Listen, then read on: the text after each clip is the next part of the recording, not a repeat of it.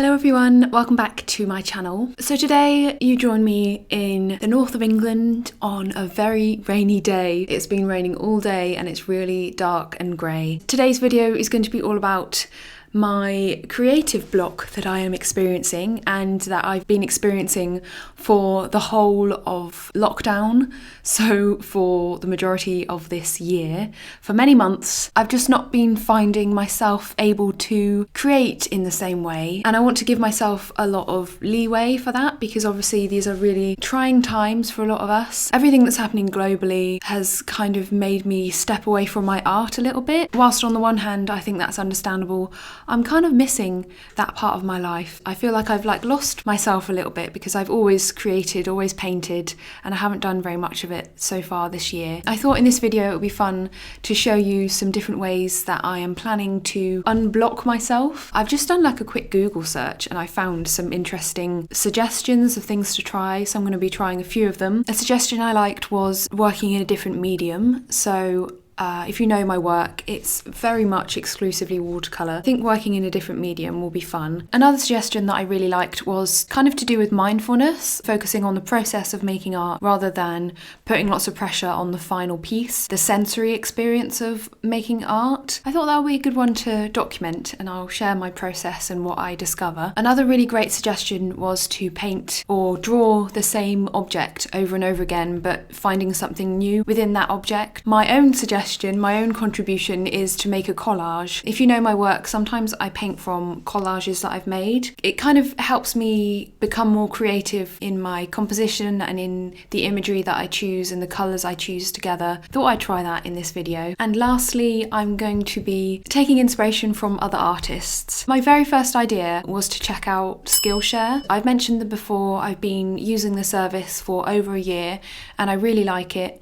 And what I did was just search on the site creative block. There's loads of videos that look really useful, but the class I've decided to take is called Intuitive Illustration: 4 Quick Fun Exercises to Unlock Creativity, and this is by artist and illustrator Amber Victoria. I really like taking classes on Skillshare where you actually make art during the class, so I'm excited to do that. I've got my paint palette here, and I've also got some coloured pencils as well. Thank you so much to Skillshare for sponsoring this video. If you don't know what Skillshare is, it's an online learning community where you can find thousands of really inspiring classes. It's a great place for creative people. I just really love browsing Skillshare on a day when I'm feeling a bit uninspired. I've never been disappointed with the search results.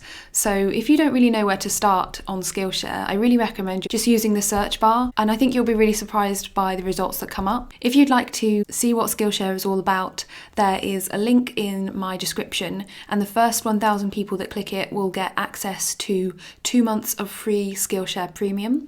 If you really like the service, after that, an annual subscription works out at less than $10 a month, so I think it's really affordable for the amount of content that's available. Thanks so much for Skillshare for sponsoring this video. Yeah, I'm just going to get on with watching this now and see what I think of it. Okay, so the first thing that Amber has asked us to do in this class is to draw over the top of an existing drawing that you might have, or just anything. She said it could be a magazine, it could be a receipt, it could be anything that already has something on it.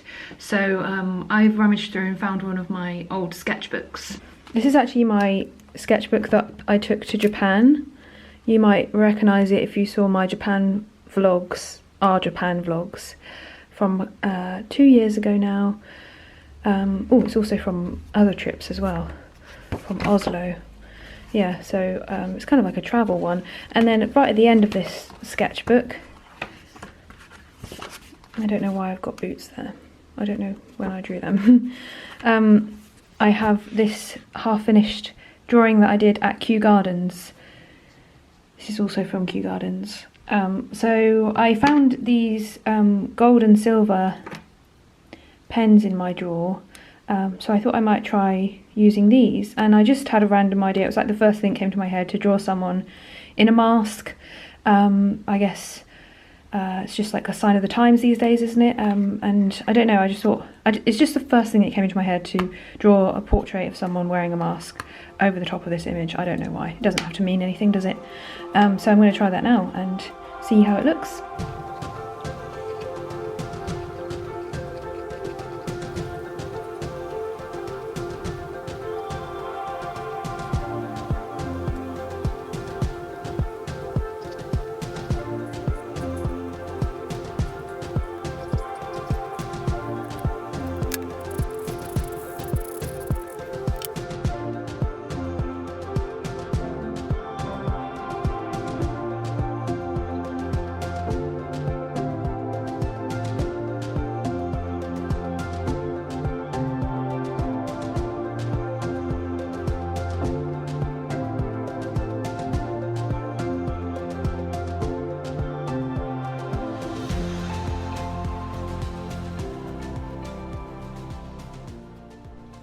Amber just asked us to draw with our less dominant hand. So for me it's my left hand. So I chose a colour. I chose this one because it reminded me of the lipstick that I'm wearing today. And I have a mirror in front of me and I just drew this. And it kind of looks like me, like that's my face shape, right? And I even drew my wonky mouth. One thing I noticed drawing with your less dominant hand is how quickly your hand starts to hurt. Yeah, I just really felt it. Now we are going to draw with our eyes closed. Kind of wishful thinking as I'm putting that into this drawing. I'm feeling pretty good with this one. I think I got a lot of plant in there, so I'm gonna open my eyes. I just drew my very first ever portrait with my eyes closed, and the results are kind of funny. I kind of like it. There it is, my first portrait with my eyes closed. The last lesson in the class was to spend about 15-20 minutes on a portrait, incorporating some things you liked from previous portraits in the class. It's not perfect at all, like it's probably not a very good likeness, but Amber was more saying try to get the mood of how you're feeling today, and I think I've done that. I look tired, I look a bit sad, I look a bit like glazed over, a bit lost, and that's I guess how I'm feeling at the moment. I haven't drawn my pupils, that's probably why I look so glazed over. Sticky film, got this wiki one. I got the sticky film, got this wiki one.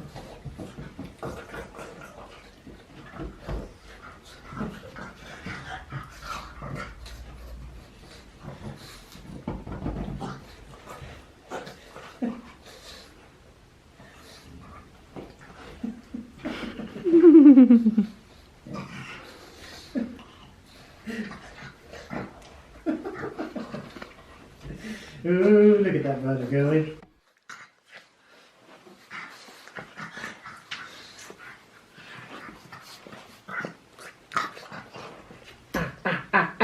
That's my arm. Okay, here, violent pug. The world's most violent pug. Quentin, you want to bite my nose? You want to do Ricky's hair? Do you want to go to a protest? Do you want to go to a BLM protest, Quentin? Do you think we should abolish the police? Are you a dangerous member of Antifa? Good morning. So it's the next day now. I didn't end up filming too much yesterday because I got really stuck into making a collage, and then we had like a busy evening full of different things we needed to get done. So I'm going to show you a collage now because I actually ended up staying up quite late making it and finishing it up. So when I came down this morning to look at it, I didn't really know what I was going to open and find. But yeah, I made this collage with the intention of painting it at some point. So that was my thinking behind it. And I don't know, it's all right. I'm okay with it. I think, yeah, what's really good about making collages for me is playing around with composition and different imagery, trying to express like a feeling I have through imagery, which I find hard to do if I'm not making collages for some reason. Anyway, I'll show you. Sorry if you can hear lots of noise. We're actually getting some scaffolding put up outside of our house. So these are the two collages. There's a slight difference between them. This one has a tawny owl at the bottom here hiding in the wood pile and a red arrow, and this one does not have that, and it has like a daisy coming out of the cardboard box. I don't know which one I prefer. It's about deforestation and ecological grief, because for me those two things are really tied together. When I read about the Amazon burning and being deforested, that's when I start to have a lot of climate anxiety, and in the UK currently a lot of our ancient woodlands are threatened by a new train line. So that's what this piece is about. It's about my grief at losing the natural world, and particularly losing trees to human development, I guess. I just went and made myself a coffee. It's so cold at the moment. It's not summery at all, so I'm just wearing a big hoodie today. Yeah, so I've got 2 of the 5 things done. In a future video I might show the painting process of that collage. I think I do want to make it into a painted piece. If you can just hear loads of banging, they're putting up big scaffolding around our house because we're getting the studio redone soon, like in the next week, and I'm really excited about it. So I will unveil how that looks in about a month's time. Getting rid of this texture. I know some of you like it, I don't really like it. I'd much rather have like a bright white wall or something with some plants. It's just going to be a very like light and bright room, quite minimal, because I don't really like working in like a cluttered space. It's just going to be the furniture we need and plants. If you want to watch like the whole process of the studio before and after, I think I'm going to make a Patreon vlog about it. The next thing I have on my list is to draw the same thing in multiple ways. I've already decided what I'd like to paint or draw, and that is wild orchids, because I've been quite obsessed with them this past month. This last task might actually include the final 3 suggestions for fixing creative block. So I've got try a different medium, so I'll be doing that when I draw these orchids, and also the mindfulness exercise, so focusing on the process and my sensory experience of making art, drawing the same thing in multiple ways. So I think this task will incorporate all three of those. I can't say that my art block feels like it's cured in any way yet, but to be honest, it just feels good to be doing things, to be making things.